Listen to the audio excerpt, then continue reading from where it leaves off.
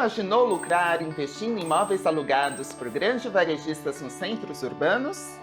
Com o Fundo Imobiliário Renda Urbana, você pode ganhar com a valorização dos terrenos mais do que com os próprios ativos. E essa é a novidade do mês na nossa seleção Top FI. E esse é o tema do Analistas em Ação de hoje.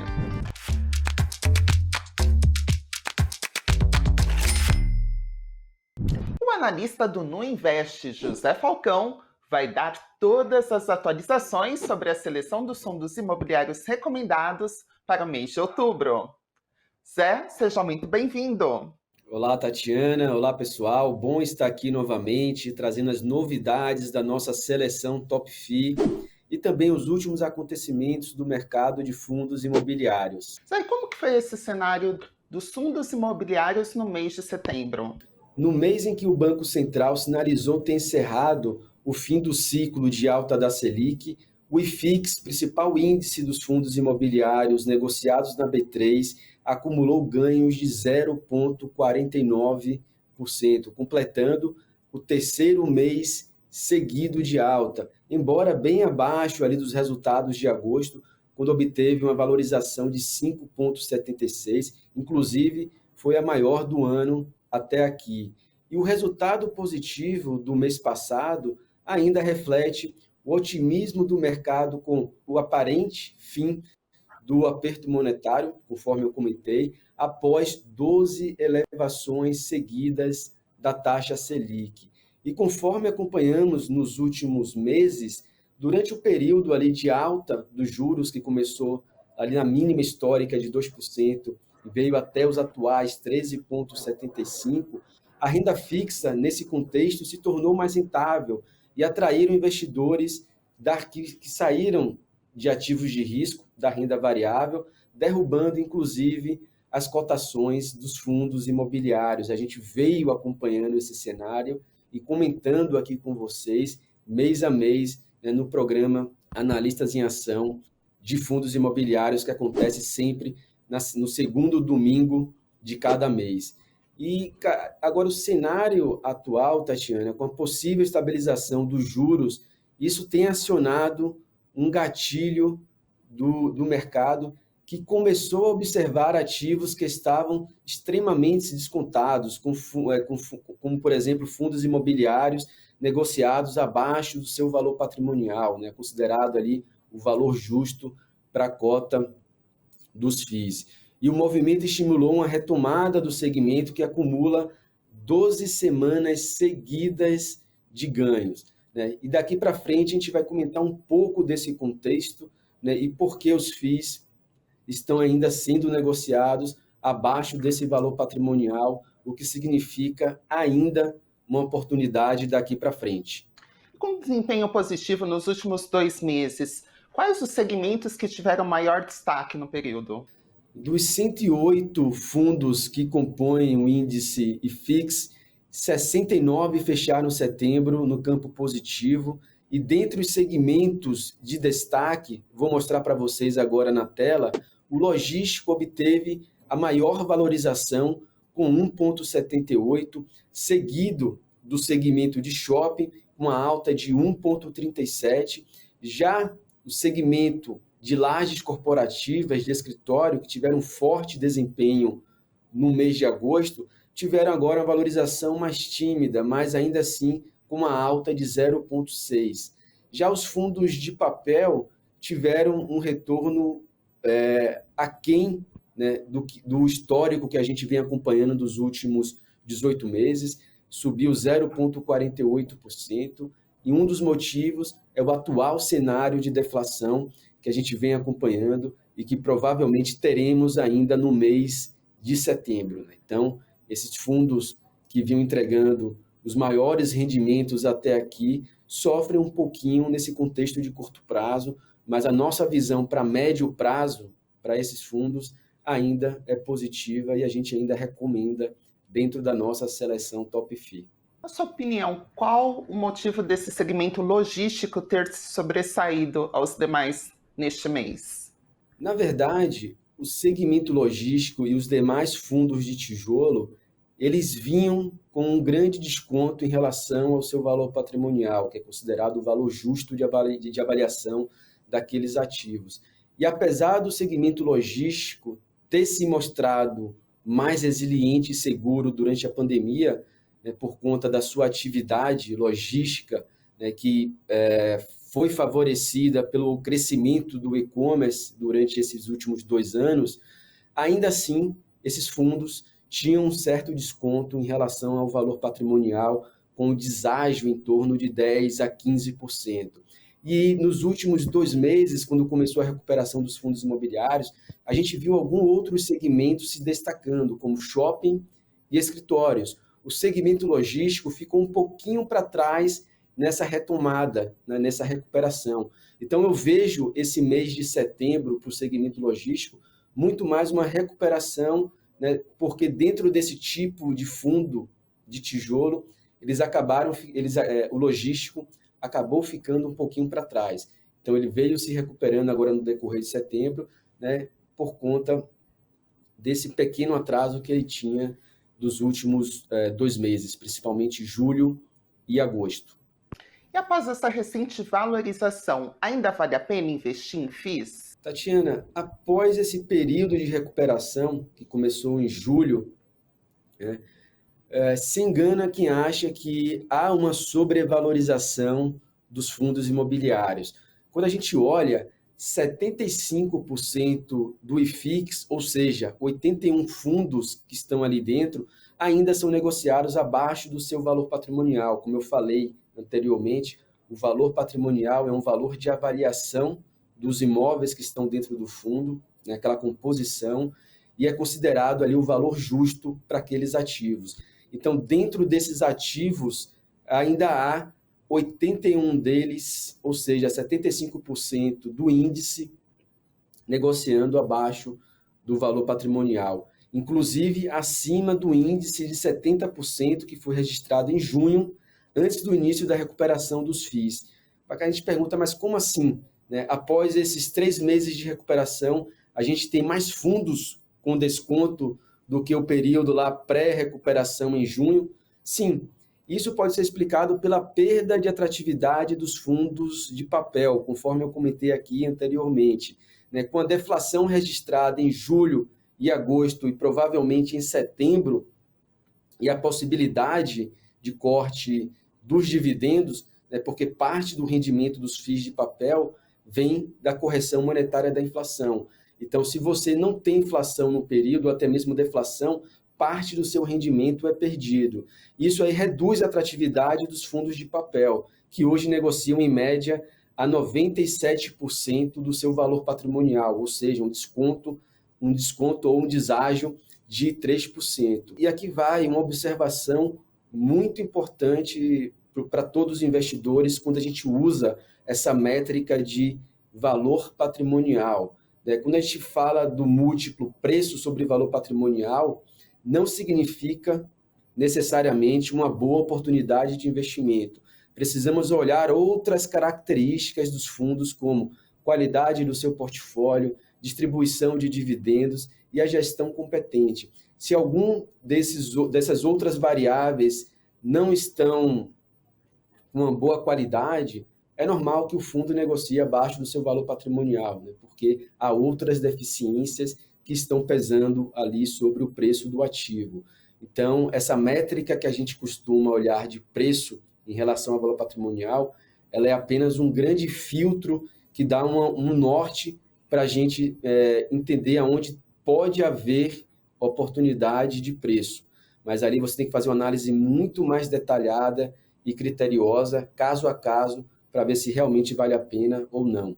Então, se você tem um fundo de escritório que possui um ativo, um prédio comercial, e você tem ali uma vacância de 50%, então você vai ter uma deficiência no pagamento dos dividendos. Isso, consequentemente, vai ser refletido no valor da cota, que vai ser negociada abaixo do seu valor patrimonial.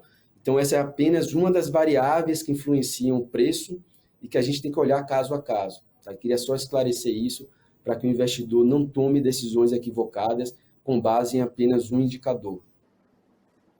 Perfeito, Zé. Recentemente nós tivemos uma mudança aí na experiência com a carteira. Como que isso vai funcionar a partir de agora? E eu quero saber se teve alguma mudança na nossa seleção Top FI.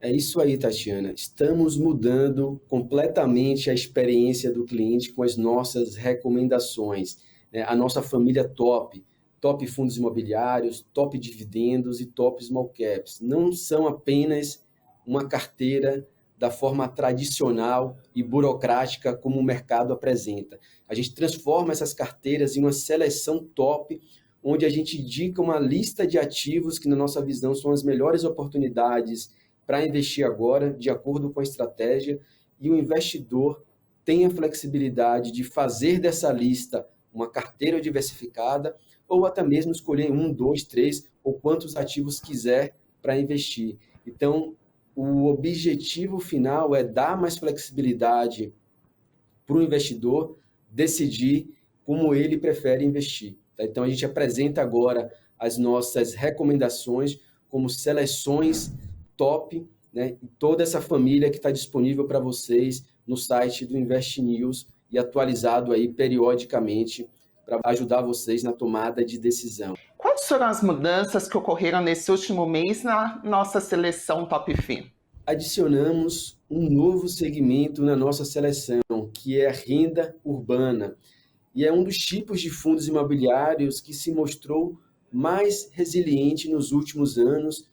E quando a gente fala de renda urbana, a gente envolve aí uma série de ativos que estão espalhados nos grandes centros urbanos, como lojas, mercados, laboratórios. São alguns dos exemplos de lojas com porta, que a gente fala assim, porta para a rua, né, que esses fundos podem adquirir.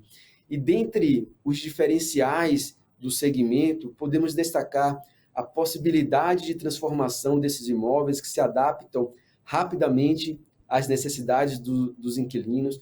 Ou seja, hoje você pode ter um imóvel que está alocado para uma rede de supermercado, mas que em algum outro momento você pode transformar esse segmento, por exemplo, em loja, em laboratório ou até mesmo em universidades, né? Depende, claro, do espaço que você tem ali disponível. Mas essa flexibilidade é uma grande vantagem do segmento de renda urbana. E todos esses setores que eu comentei aqui, eles também se mostraram bem resilientes nos últimos 2 anos, que a gente teve ali um forte impacto por conta da pandemia. Esses setores de supermercados, laboratórios, dentre outros, eles se mantiveram ali como estratégicos, né, para conseguir atender ali as necessidades da população naquele período de restrição. E outro ponto forte que a gente tem que se destacar são as localizações que esses imóveis estão, pois à medida que o tempo passa, aquele terreno ele tende a se valorizar. Tem até casos que o terreno ele vale mais do que o ativo, né, ou do que o imóvel que está construído ali. Então, é outro fator muito importante e que no longo prazo tende a gerar muito valor para esse tipo de fundo. E o fundo que a gente recomenda, até aqui não comentei ainda, para a renda urbana, é o TRX Real Estate, o TRX F11, que é um fundo com foco na aquisição, desenvolvimento e venda de imóveis locados preferencialmente para grandes empresas do varejo, como um dos grandes inquilinos são Grupo Pão de Açúcar, Açaí, Leroy Merlin. Quais são as principais características do fundo TRX-F11, Zé? Tatiana, primeiro vamos falar um pouco da gestora. Tá? A TRX é reconhecida como um importante player do mercado. Ela tem um DNA imobiliário misturado com um DNA de mercado financeiro, e essa combinação tem se mostrado muito eficiente ao longo do tempo. São mais de 7 bilhões de reais investidos pelas operações da gestora, são 2 milhões de metros quadrados comprados e até mesmo desenvolvidos do zero, com mais de 100 operações imobiliárias realizadas até aqui. Então, é realmente uma gestora experiente, né, com esse ramo, com essa atividade, e isso dá um conforto ainda maior de recomendar o produto. Mas falando um pouco mais sobre as principais características do fundo, eu trouxe aqui algumas como o contrato de longo prazo, em média de 15 anos. Isso permite rendimentos mais previsíveis ao longo do tempo. Além disso, é um portfólio composto por 48 imóveis, localizado em 3 estados, tem uma área bruta alocável de 425 mil metros quadrados, 100% ocupados, ou seja, vacância zero. O valor patrimonial é de 751 milhões, ou seja, um fundo grande. A gente costuma aqui olhar fundos a partir de 400 e 500 milhões. A gente considera que esse é um tamanho adequado para conseguir diversificar o seu portfólio e trazer mais segurança para o cotista. Além disso, o fundo possui 58 mil cotistas. Então, isso é um pouco do reflexo do sucesso da gestora em atrair investidores para esse produto, para essa estratégia. O fundo hoje tem uma média de liquidez diária na B3 de 2,7 milhões de reais. É uma liquidez boa que dá para o investidor comprar e vender com certa tranquilidade e representa 0,8% do IFIX. Na composição ali do índice, o TRX F11 já mostra a sua representatividade em quase 1%, né, na composição do índice. Então, isso é um indicador importante que a gente gosta também de levar em conta. E o foco em supermercados e atacarejo, ele gera muito valor. Conforme eu comentei, esse setor se mostrou muito resiliente nos principais ali períodos de restrições dos últimos 2 anos que a gente passou na pandemia.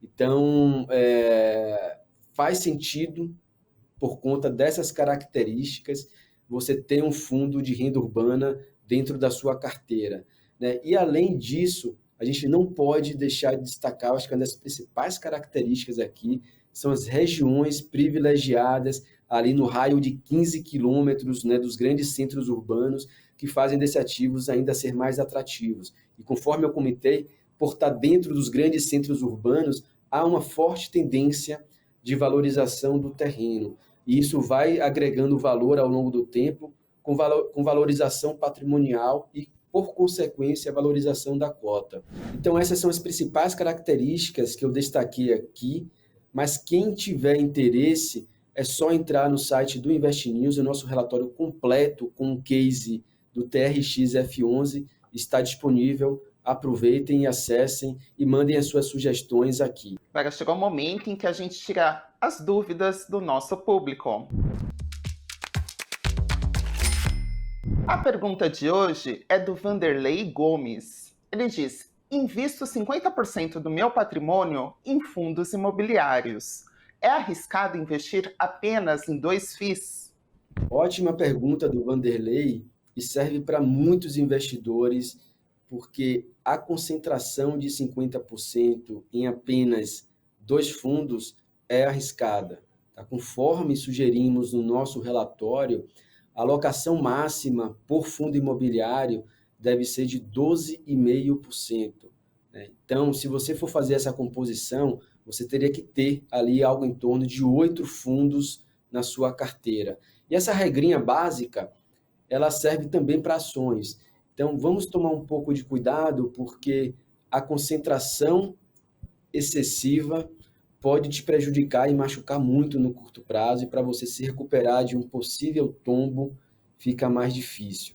Tá? Então, para quem tem esse tipo de concentração, a minha sugestão na parte de renda variável, é não concentrar mais do que 12,5% em cada ativo. E ali você pode manter uma alocação entre 8 a 15 ativos de renda variável na sua carteira, seja fundos imobiliários ou até mesmo ações. Tá? Então, essa aqui é a nossa recomendação para que o investidor não corra tanto risco com esse tipo de alocação concentrada. Zé, muito obrigada pela sua participação no programa de hoje. Obrigado, Tatiana. Obrigado, pessoal. Voltamos aqui no mês que vem, trazendo as novidades da seleção Top FI e comentando os principais acontecimentos do mercado de fundos imobiliários. Um abraço. E o Analistas em Ação vai ficando por aqui. Desejo a todos um ótimo domingo.